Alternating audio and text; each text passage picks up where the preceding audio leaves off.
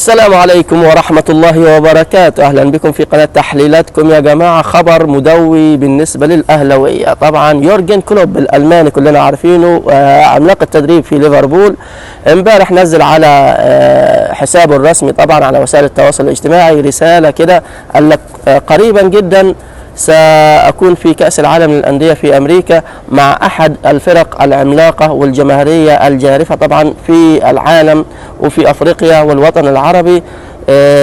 مهمة تدريبية جديدة وأتمنى التوفيق طبعا فيها، وأتمنى يعني كتب رسالة. أنا أحط لكم الرسالة دي يا جماعة في الفيديو، شوفوا بالترجمة بتاعتها، أحط لكم الرسالة بالترجمة بتاعتها.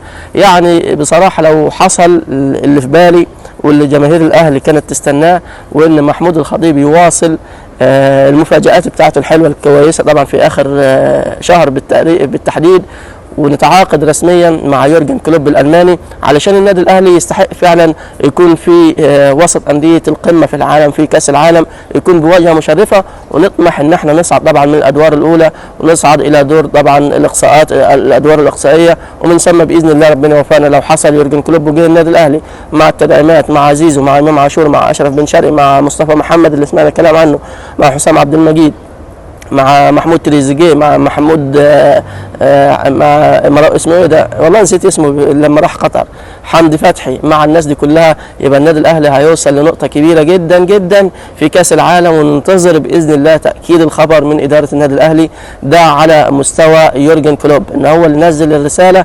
فالناس كلها خمنت طبعا مين الفريق الافريقي اللي له جماهيريه افريقيه قويه جدا وهيلعب في كاس العالم. مين؟ النادي الاهلي؟ اكيد النادي الاهلي. يعني اي الفرق افريقيه ثانيه مشاركه في كاس العالم ما فيهاش الجماهيريه الافريقيه اللي النادي الاهلي عاملها. وحاجه ثانيه وقال لك وعربيه، يعني مش افريقيه بس، لا وعربيه، فاكد لك باذن الله. وقال لك كمان نستنى اسمه ايه ده، يورجن كلوب قال لك كمان وفي انتظار الرد الرسمي والانتقال الرسمي طبعا لتدريب هذه القلعة الكبيرة في الوطن العربي وافريقيا والعالم. وانتظروني في كأس العالم للأندية ان شاء الله باذن الله تتم على خير، ربنا يقدم الخير. وان شاء الله عايزين نشوف النادي الاهلي بصورة مشرفة يتشرف الكل، خاصة ان المباراة الاولى بتاعة كأس العالم دي اللي في شهر 6 هتكون قصاد يعني انتر ميامي اللي يلعب فيه ميسي. وفي اخبار متواترة تقول لك ان احتمالية طبعا انضمام كريستيانو رونالدو الى انتر ميامي عشان هما الاثنين يكونوا في فريق واحد، ما حصلتش قبل كده ولا تحصل تاني. ونواجه النادي الاهلي طبعا. افتتاح البطوله هتبقى بطوله خاصه، بطوله في حد ذاتها. النادي الاهلي لما يلعب قصاد انتر ميامي في افتتاح كاس العالم للانديه بشكله الجديد، فالناس كلها كوكب الكره الارضيه والمريخ وزحل هيكونوا متفرجين على الماتش ده.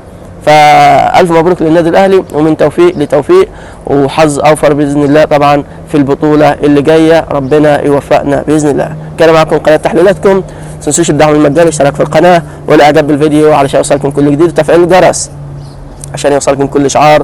السلام عليكم.